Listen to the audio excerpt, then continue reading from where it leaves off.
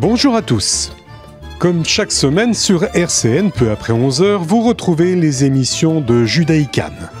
Dans quelques instants, Carole Glassman recevra David Moyal, le rabbin de Cannes. Mais juste avant, 3 informations. En raison de quelques problèmes de diffusion indépendants de notre volonté, vous n'avez pu écouter l'émission de la semaine dernière. Vous pouvez la retrouver en podcast sur le site de RCN et en vidéo sur le site du Consistoire de Cannes. Mais j'ai aussi 2 expositions auxquelles vous êtes conviés à vous proposer. La première, intitulée « Émotions partagées », se tient depuis mardi jusqu'au 23 décembre et vous propose d'admirer des œuvres de Yoel Benarouche. Ceci à la galerie Bel Air Fine Art à Cannes, c'est au 130 rue d'Antibes. Et puis pendant le week-end, au Centre Expo Congrès de Mandelieu-la-Napoule, il se tient l'Art Shopping, le salon international d'art contemporain. Vous y rencontrerez de nombreux artistes, dont Jean-Michel Glassman, qui exposeront leurs œuvres. Entre-temps, bien sûr, retrouvons Carole Glassman et David Moyal, le rabbin de Cannes. Le sujet aujourd'hui, Hanouka. David Moyal, bonjour. Bonjour. Bonjour Carole. David, nous sommes ici pour parler de la fête de Hanouka. Pouvez-vous nous rappeler l'origine de cette fête, la fête de Hanouka? Bien, l'origine d'abord de cette fête, elle se situe à l'époque du Deuxième Temple. C'est-à-dire que sous l'Empire grec, tout simplement, et c'est une victoire d'une toute petite armée contre l'Empire grec. En réalité, ça c'est l'aspect, histoire. Mais il y a un autre aspect, c'est que c'est une petite armée de Kohanim, de prêtres, qui ont voulu continuer à propager l'identité juive. Oui. Parce que rappelons au passage que les Grecs, les Hellènes, c'était l'absence d'identité, c'est assimiler, c'est-à-dire faire oublier le rapprochement de Dieu avec son peuple, c'est-à-dire la Torah. Et donc la victoire n'était pas une victoire militaire, c'était une victoire surtout idéologique. Et d'ailleurs le mot Hanouka en hébreu a le sens de Hinour, qui veut dire inauguration. On a inauguré le temple. Et donc, suite à l'histoire que je pense que tout le monde connaît, hein, cette fameuse file... Rappelez-nous l'histoire justement de cette fiole qui est restée allumée 7 jours. En réalité, lorsqu'ils sont rentrés dans le temple, où tout avait été saccagé, et que bien sûr, toute l'huile qui s'y trouvait était impure, donc il fallait forcément fabriquer de l'huile pour la menorah. Et non pas, on ne parle pas de Hanoukia pour l'instant, mais c'était pour la menorah à l'époque du temple. Et voilà qu'un miracle va se produire. Et cette fiole qui, d'ordinaire, va durer 1 jour, elle va durer 8 jours. Pourquoi 8 jours? En réalité, le temps nécessaire à la fabrication de l'huile. C'est-à-dire que il fallait mettre les 7 jours pour purifier ceux qui allaient fabriquer cette huile.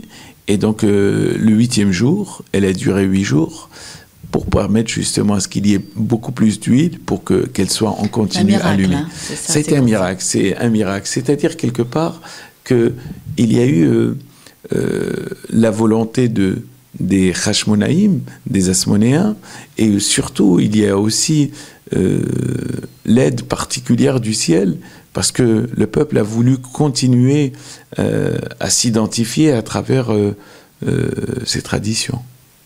Ça, c'était important.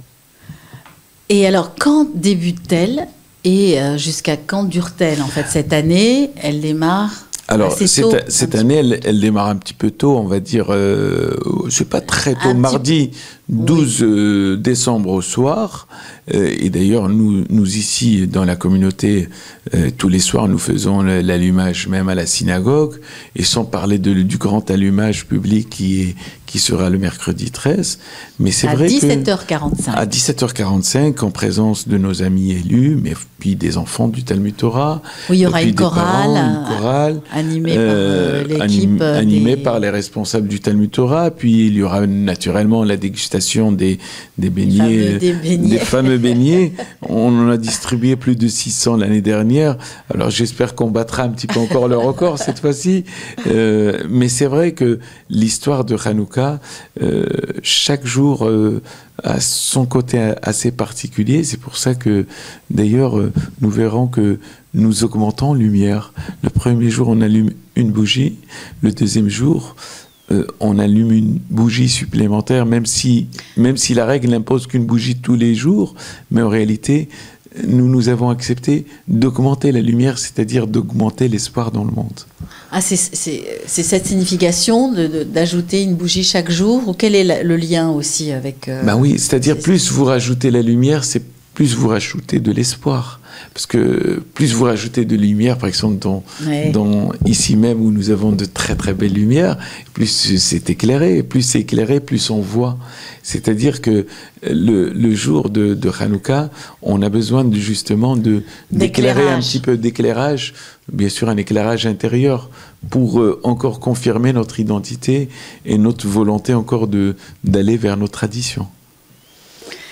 Donc là, ça dure 8 jours et ça se termine Ça va se terminer le mardi soir, le dernier allumage. Donc forcément, rappelons au passage que pour toutes les fêtes juives, elles commencent toujours la veille au soir.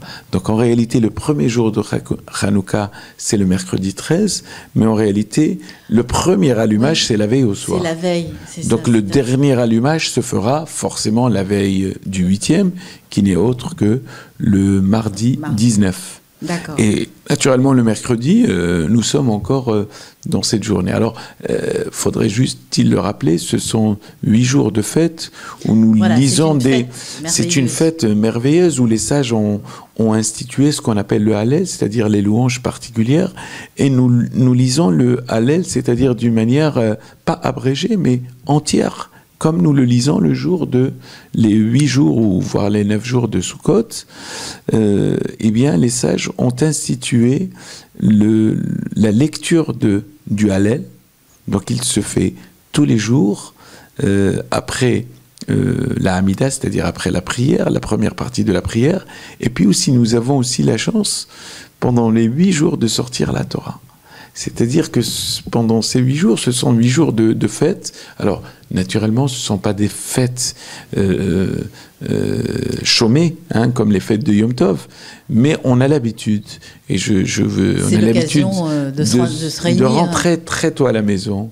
Comme d'ailleurs la règle dit, plus tôt on l'allume, mieux c'est, parce que il faut aussi faire participer l'ensemble de la maison, et ne pas attendre une heure tardive où tout le monde dort, ou là où il y a presque plus rien. Il y a une règle importante à Hanouka qui est la publication du miracle, Pirsum Adenissa, ce qui voudrait dire qu'en ce jour-là, il y a la mitzvah de diffuser le message de Hanouka, de diffuser ses lumières.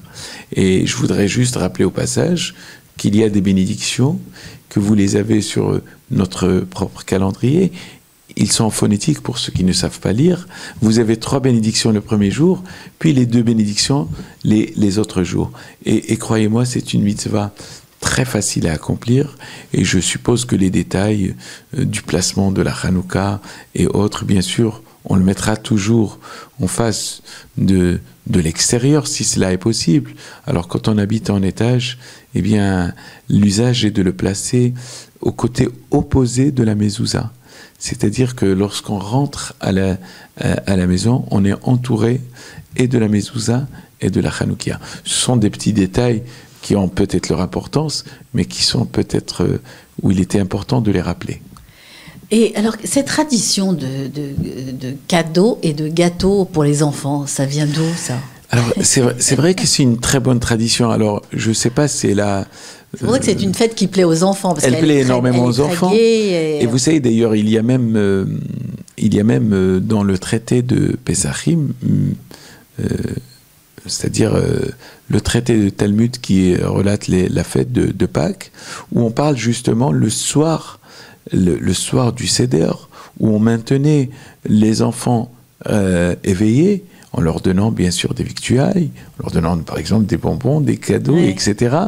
Parce qu'il fallait qu'ils participent au Seder de Pessah. Alors c'est vrai que Hanouka, pour qu'ils puissent avoir cette joie aussi, pourquoi pas, parce que chaque jour, c'est une bougie supplémentaire. Alors c'est sûr, j'invite pas les parents à faire tous les jours 8 cadeaux, c'est un petit peu difficile, mais enfin, leur donner quelque chose toujours de supplémentaire, c'est leur permettre aussi de poser la question, et vous savez, c'est ce qu'il y a de très important. L'enfant doit toujours poser la question à ses parents. Et poser, pas uniquement pour la poser, pour que le papa puisse non seulement donner la réponse, mais puisse échanger et transmettre avec lui. Il y a quelque chose de magique, de toute façon, dans la flamme, hein, le feu, c'est toute une énergie, enfin c'est symbolique aussi. Oui, le Kiner mitzvah, le ner, c'est la mitzvah, et la Torah, c'est le or, c'est la lumière. La lumière, c'est celle qui nous permet de distinguer, de différencier l'obscurité du jour. Le jour, c'est la lumière. D'ailleurs, Dieu appelait le jour lumière, et que la nuit, c'est l'obscurité. Alors, on allume, on rajoute, on met de la lumière dans l'obscurité. C'est-à-dire, il y a des moments obscurs, et surtout dans des moments un petit peu où les nuits sont un petit peu longues. Alors, on rajoute un peu plus de lumière. C'est-à-dire aussi un peu plus de Torah, un peu plus de savoir. De savoir et de chaleur aussi intérieure. Complètement. Alors, il y a d'autres règles. Il y a le chant, Mao Tzu. Donc, Mao Tzu que nos enfants connaissent maintenant par cœur. Et d'ailleurs, même les enfants du GAN que nous avons, hein, je voudrais juste rappeler au passage que tous les mercredis, nous avons et les enfants du Talmud Torah qui viennent ici. Et puis, j'invite aussi tous les jeunes enfants qui sont scolarisés, qui peuvent déjeuner gratuitement, faudrait-il le rappeler. Nous avons maintenant, depuis 3-4 ans, nous avons mis ce système en place pour permettre à tous les jeunes de venir manger après le cours, bien sûr, du mercredi. Alors, autre question, au niveau de Hanouka, qu'est-ce qu'il y a d'autre de particulier? Alors, ce qui est particulier à Hanouka, pendant les 8 jours, ce sont des jours de fête, c'est-à-dire qu'au niveau de la prière, il n'y a pas de supplication, ce sont des jours dits de fête, et il est nécessaire, comme nos sages le rappellent, de marquer les fêtes de Hanouka par des repas de famille, de bons repas de famille. Alors forcément, il y a en plus dans la fête de Hanouka quelque chose de particulier, c'est que nous avons aussi le nouveau mois qui coïncide aussi tous les ans, comme voilà, c'est le mois donc de Kislev qui se termine pour attaquer le mois de Tevet, et puis vous avez le Shabbat aussi qui est avec Hanouka. Je pense que on pourra tous marquer la fête de Hanouka, notamment ce que les sages rappellent en permettant, et je m'adresse aux femmes, elles ont l'habitude de ne pas travailler pendant toute la période où les flammes restent allumées, et l'usage l'usage est de ne pas travailler pendant cet instant-là pour les contempler, pour aussi un petit peu voir un petit peu et vivre, bien sûr, vivre le miracle. Alors, c'est sûr que on pourra le marquer par des fêtes de repas de famille, et je crois qu'il n'y a pas plus fort que cela, parce que c'est ce c'est ce qui nous rapproche. Alors, en dehors des beignets, il y a des plats particuliers. J'ai vu chez les Ashkénazes, ce sont les latkes, en fait. Alors vous m'en parlerez un peu plus, avec parce les pommes que de terre, voilà. Les beignets de pommes de terre, les pâtisseries à l'huile fourrées, le plus souvent de confiture. Et j'ai lu aussi les séfarades mangent des bimelos. C'est un autre type de beignet. Alors certainement c'est une sorte de beignet, mais en tout cas, et c'est vrai que tout ce qui est fait de cette manière, bien sûr, cela rappelle les coutumes ancestrales, on ne doit pas les oublier, mais c'est vrai que d'être en famille ce jour-là est très très important. Alors tout ce qui peut attirer, et puis c'est vrai que vous savez que à chaque fois qu'il y a une fête, les enfants attendent le repas X. Oui, on a l'habitude de manger tel repas parce que c'est tel jour. D'ailleurs, moi je sais que ma fille me dit, la veille de Kippour, elle l'attend avec impatience parce qu'elle mange du couscous, parce qu'on n'en mange pas souvent du couscous. Et je dis qu'on va. Mais c'est vrai que toutes ces traditions là qui ont et qui ont traversé des siècles sont là aussi, et les enfants les attendent avec impatience. Et il est important de les rattacher aux fêtes, et en même temps, il est important de donner une certaine valeur à la fête, justement en essayant de rentrer un peu plus tôt. Et là, j'invite tout le monde à rentrer un peu plus tôt le soir de Hanouka à la maison, et de faire profiter, s'il y a des jeunes enfants bas âge, de profiter encore d'une heure pas trop tardive pour permettre d'allumer avec eux et de chanter avec eux et de partager de bons moments avec eux.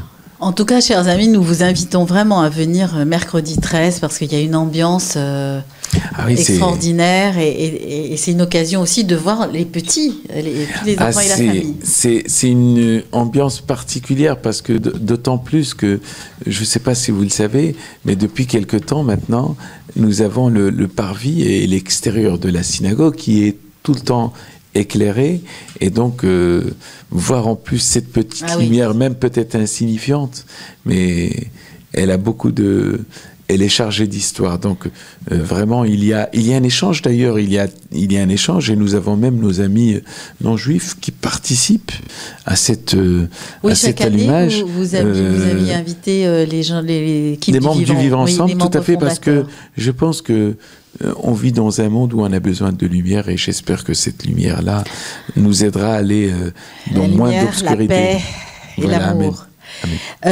Une dernière question aussi. Le jeu des toupies, il y avait une histoire la coutume populaire de Hanouka, qui est un jeu de hasard avec les 4 faces de la toupie. Oui, alors peut-être il y a une signification assez particulière, mais en réalité, l'histoire des toupies, c'est parce que tout simplement, il avait été interdit pendant cette période l'étude de la Torah.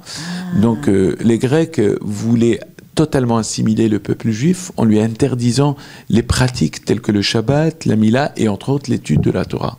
Alors donc les toupies... On retrouve les lettres. Voilà, d'ailleurs, les toupies, dans un premier, on va dire une première explication, très très simple, c'est que lorsque les Romains venaient voir exactement si les enfants étudiaient la Torah, donc dès qu'ils les voyaient arriver, ils s'amusaient avec les toupies pour dire que finalement, vous voyez, nous sommes un petit peu comme tout le monde, nous étudions pas la Torah. Et donc cette tradition est restée, parce que il était strictement interdit non seulement de la pratique, parce que le Shabbat était interdit, la circoncision était interdite, et surtout l'étude de la Torah. Et c'est pour ça que ils faisaient semblant de jouer, mais en réalité, ils étaient préoccupés à l'étude. Donc voilà, un petit peu les toupies nous rappellent un petit peu aussi que l'étude de la Torah... C'est quelque chose qui m'avait interpellé. Ouais, tout à fait. C'était quelque chose, c'est d'ailleurs quelque chose qui est resté, qui a traversé le temps. Vous nous apportez un éclairage parce que je ne comprenais pas, mais il y a tout à fait la signification de toujours transmettre et garder. Oui, parce que il faudrait aussi surtout le rappeler, la chance, et plus que la chance que nous avons aujourd'hui de vivre dans des pays où il nous est permis de pratiquer librement notre culte. Et d'ailleurs, à chaque fois, nous le disons, nous remercions la République française qui nous le permet. Mais elle nous permet non seulement de pratiquer librement notre culte, mais aussi d'étudier, de connaître, de partager avec les autres, et de ne pas faire ça en cachette, comme à l'époque de Hanouka, ou comme d'autres époques un petit peu beaucoup plus funestes et tristes.